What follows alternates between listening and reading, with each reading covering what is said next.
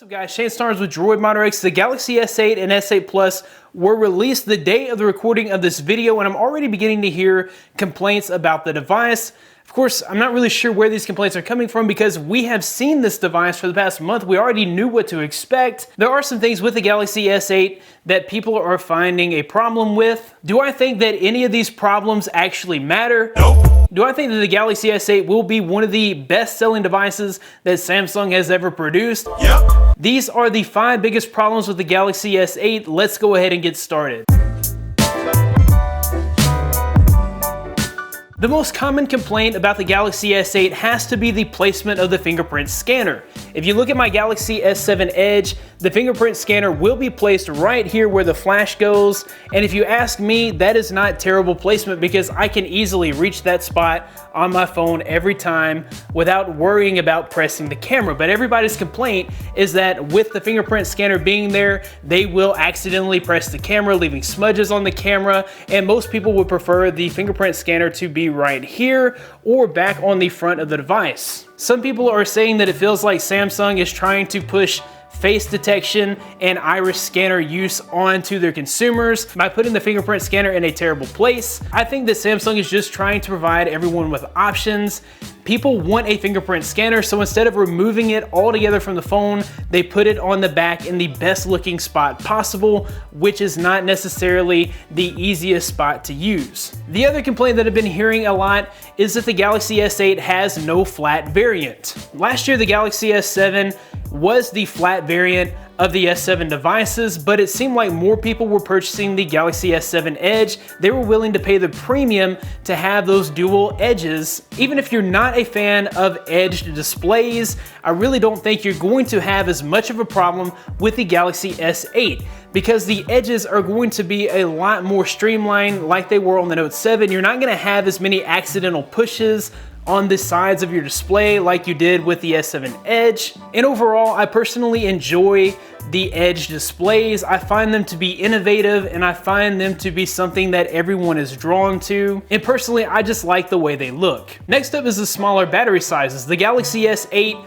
will come with a 3000 milliamp hour battery, which is much smaller than the battery found in the Galaxy S7 Edge, which was 3600 milliamp hours. Now, personally, I don't think that that's going to be much of a problem. We do have those all new 10 nanometer processors, which perform better while reducing battery consumption. So I don't think that the phones are gonna run out of juice as quickly as previous versions of the Galaxy S series devices. Even if your phone does run out of juice a little quicker than normal due to the smaller battery size, I don't think it's that much of an issue. Samsung has continued to innovate in their fast charging technology, and you'll be able to get the rest of the day's use out of your phone with a simple 10-minute charge. The next big complaint about the Galaxy S8 is the rear-facing camera. It is still the same stellar camera from the Galaxy S7 and Galaxy S7 Edge from last year, but the complaint is that they have not really innovated with the camera, bringing us an all-new experience.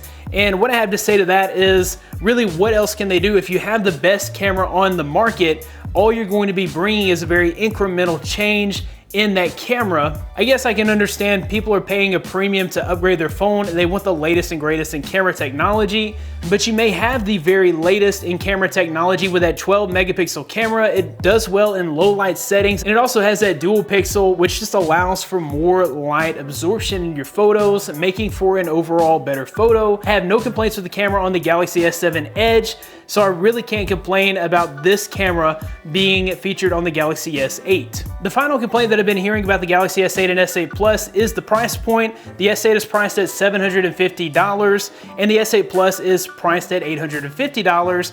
But did you really expect anything different from Samsung? Over the years, Samsung has positioned themselves as the top tier Android device, and as such, they are going to require a premium price tag on their phones. With an innovative design, 64 gigabytes of onboard storage as the base storage option, and features like waterproofing, a top level camera, and fast and wireless charging. This is kind of the total package. If price is really a concern, you could go with a device like the LG G6, which is just about comparable. They are almost the same as far as comparison goes. The LG G6 is as good of a phone as the Galaxy S8, but if you're into Samsung phones, then you won't mind the higher price tag. Anyways guys, that about wraps it up for this video. While the Galaxy S8 is not perfect, I don't think there are any real barriers to purchase for most consumers. Let me know what your thoughts are in the comments below. If you like this video, be sure to give it a big thumbs up. Subscribe to this channel for more content like this in the future. You can find more of me at droidmodderx.com. Follow me on Twitter at droidmodderx. Thanks guys for watching. Be blessed. I'll see you in the next one.